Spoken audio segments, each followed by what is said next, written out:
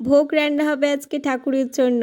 Fried rice আর আলুর দম। আজকে তো রবিবার, ছুটির দিন। বোন বাড়িতে আছে, বললো আজকে ভোগ রান্না করবে। সকালবেলা স্নান করে নিয়েছে, ঠাকুরের সব বাসনগুলো নিচে নামিয়ে ভালো করে সেগুলোকে মাজলো। ভাত সেদ্ধ হয়ে গিয়েছে। এই হচ্ছে আমাদের ঠাকুরের রান্নাঘর।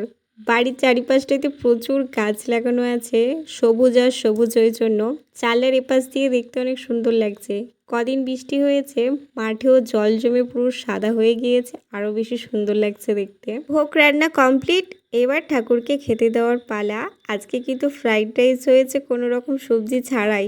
হঠাৎ করেও বলেছে যে রান্না করবে, তাই আজকে ঠাকুর সবজি ছাড়াই ফ্রাইড রাইস খাক, শুধু আলুর দম দিয়ে। সব থালার মধ্যে সুন্দর করে ভোগ বেড়ে সাজিয়ে বোন দিয়ে দিয়েছে ঠাকুরকে খেতে। এই আমাদের গোপু সোনা সবাই আছে এখানে, মা তারা, রাধাকৃষ্ণ, লক্ষ্মীনারায়ণ। কেমন লেগেছে তোমাদের ভিডিওটা জানিও। বোন পুজো দিক, টাটা সবাইকে।